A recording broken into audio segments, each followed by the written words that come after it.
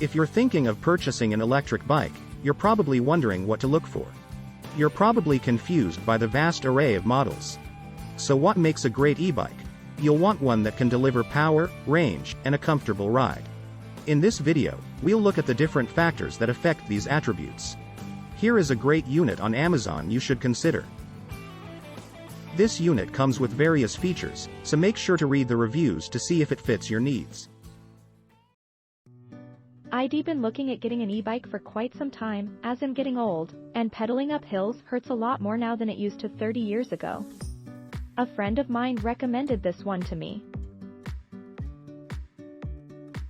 The bike itself is pretty sturdy. I wasn't really expecting it to be, as it's kind of on the lower end of cheap Chinese knockoffs. I bought it mostly for getting to and from work in the spring, summer/fall. It's 8 miles away, so I've been doing 16 miles a day. The pedal assist is kind of really awesome. I don't know what it's like on higher-end e-bikes, but it's perfect for me. With the pedal assist on the highest level, I get to work in the same amount of time that it takes to drive, being able to speed past all of the traffic and construction, and I still feel like I've done actual exercise when I get there. The motor cuts out at 15 miles per hour or so you get a bit of help getting up to speed, and a bit of a boost if you drop back down below, which is mostly up steep hills in my case. I don't know if it's just my bike, or this entire model, but I don't really feel any difference with the pedal assist on any level lower than max.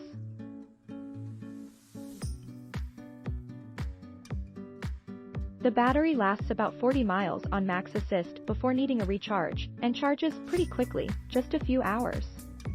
The shifters and brakes work perfectly, needing no adjustments out of the box.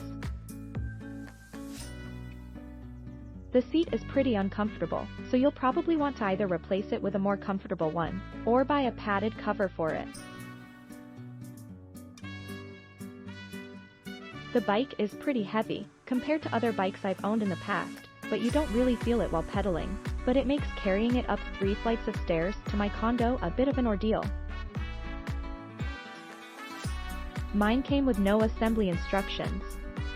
I was able to figure it out on my own without too much trouble, though anyone that is a bit less mechanically minded than me may have some trouble with it.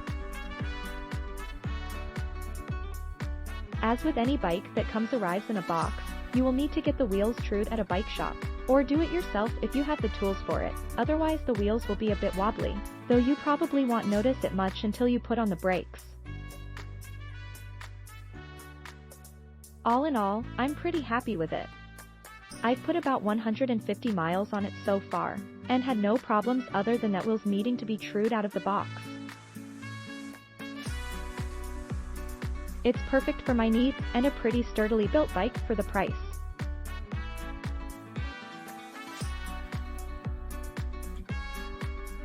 Good solid product, no real negatives. It's heavy, but most e-bikes are. The longest ride I've taken has been 20 miles, and the battery was down 2 bars, about 50%. I used pedal assist all the way, and used medium boost. I gave 5 stars in every category. Once assembled, I will get to that later, and took it out for a spin. I couldn't believe how cool this e-bike is, and how much fun to ride. I started out with the intention of just doing a mile of going around the neighborhood, which turned into a 15-mile journey on sidewalks, through grass, up hills, you name it. Keep in mind, 90% of this was using the throttle, as I wanted to check the actual range. My brother came by to visit and saw it, hasn't rode a bike in over 20 years, and took it for a couple miles. My 13-year-old niece tried it out for a bit too, and loved it. This is on the same charge and still had 50% battery life, wow. You can do pedal assist at different levels, use the throttle, or turn off and use the 21-gear Shimano system.